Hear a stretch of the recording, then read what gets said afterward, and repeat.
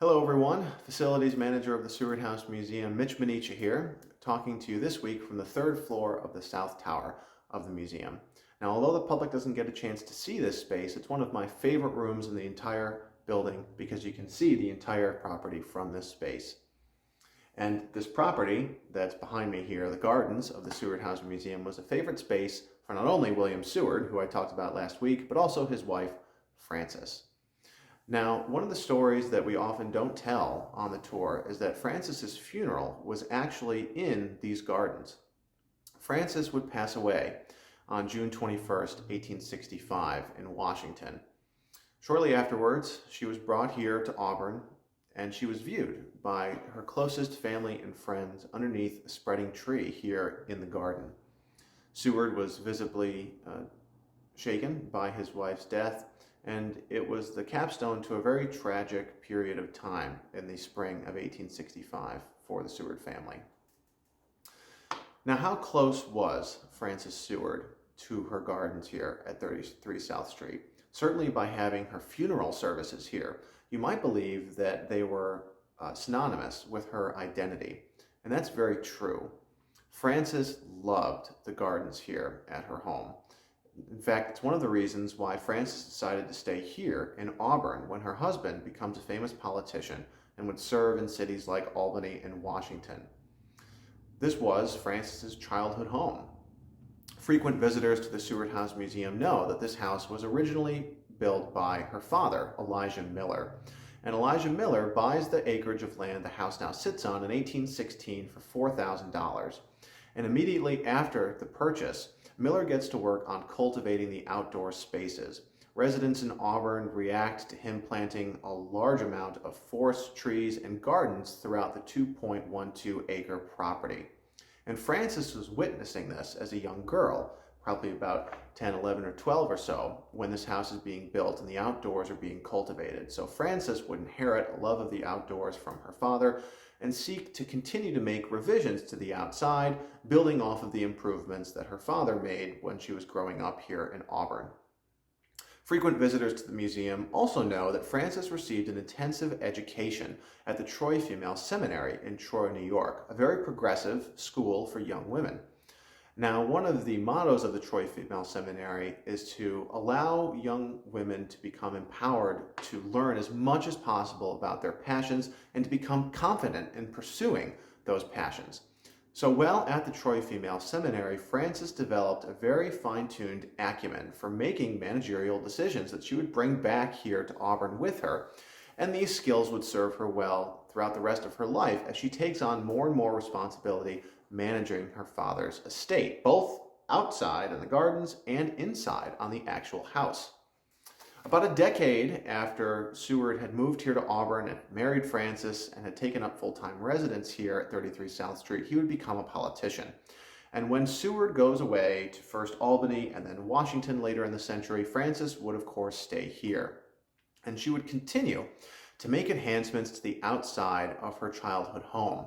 And she was becoming better and better at making informed decisions and making alterations, knowing what to plant and where, how to arrange flowers and plants and trees a certain way. She was becoming more and more knowledgeable on making decisions that would improve the property here. And she wasn't shy to share her knowledge with her husband. In this letter she writes not long after Seward first leaves Auburn, she would say to him, "One of the gardeners has dug up everything of the shrub kind currants, barberries, and lilacs on the south side and let out, for what I cannot imagine, grapevines in place of them.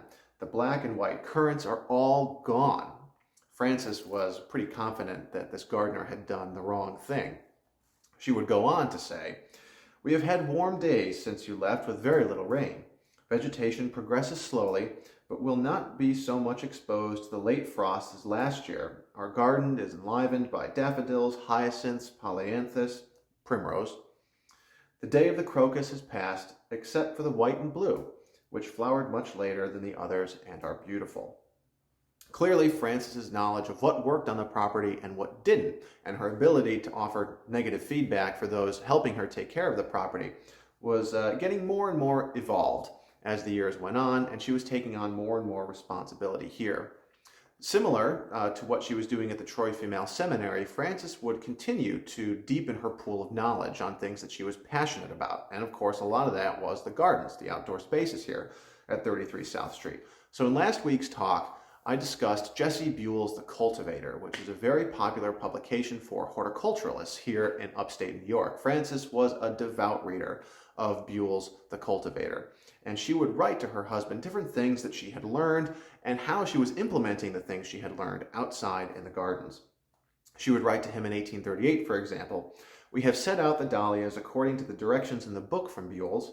There was but one delayed root among them. My hyacinths have at last made their appearance." As Frances was becoming more and more intense in her garden pursuits and was taking on more responsibility of not just planting, but planning the things that were happening here, Seward knew that if he was going to make a decision on how he wanted the property to look, he would have to run it by his wife first, because she was becoming more and more knowledgeable in this realm.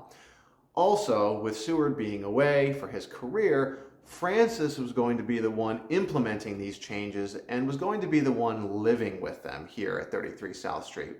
So there were a number of reasons why Seward was seeking consultation from his wife on these matters.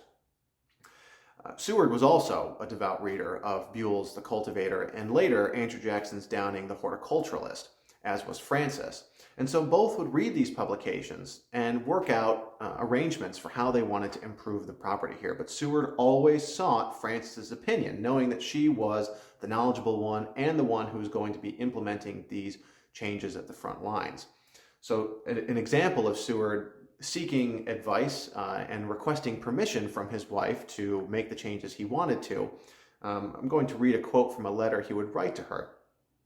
Seward would write, "I am constantly thinking about the repairs of the garden and the grounds, which I will be happy to submit to you when I reach home, and which I hope we can carry out into effect this summer if it meets your approval." So Seward was wise to seek his wife's counsel, knowing that Frances was going to be the one making all these changes. Frances was also growing closer to her children by learning more and more about the gardens.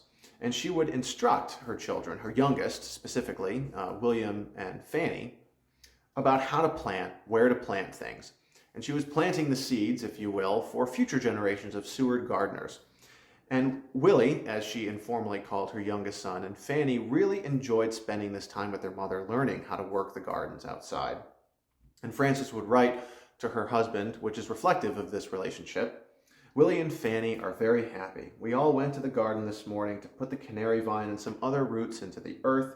The weeping clouds gave us all a fine sprinkling before we could reach the house."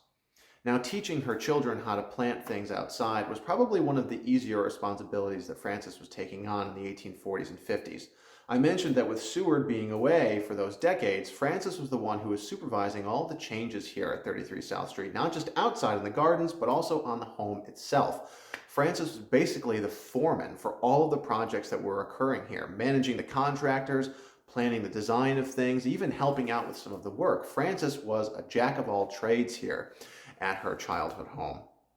And this brought a lot of strain into Frances's life, and she's really struggling with all this additional responsibility, especially by the time Seward was getting ready to assume the role of a United States Senator. So in 1848, Frances would write to her husband about just how much stress she was under with all of these responsibilities, writing, "The truth is, I am much hurried about these days. Between the carpenter and the painters, the work on the house, and the work in the garden, my time is completely occupied."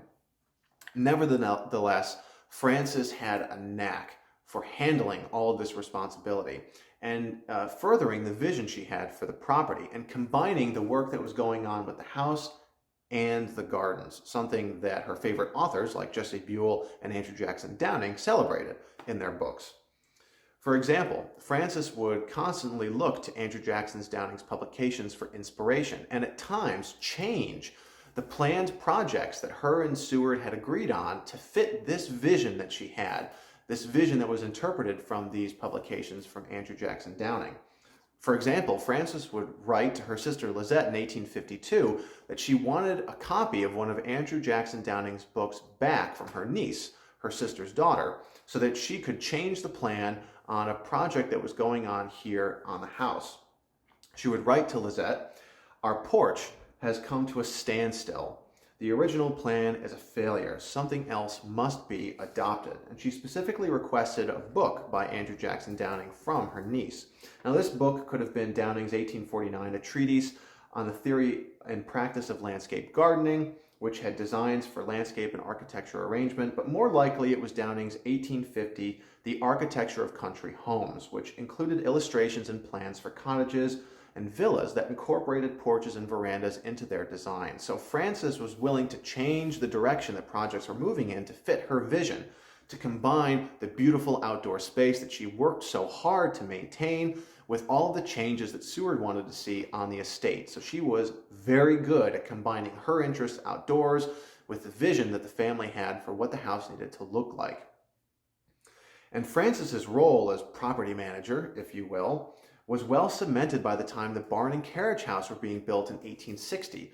Those buildings, designed by Fred, were a family affair. Fred had hand-drawn blueprints as well as a pretty lengthy description of his design for the buildings, and he submitted both the drawings and justification for the design of the buildings to his mother, Frances, to seek input from her, knowing that she would be the one to make the decision on how the buildings were to be arranged, what their use might be, and how they were to fit in with the rest of the landscape. So it's clear that Frances was going to be one of the leading voices for the direction of the design of the property.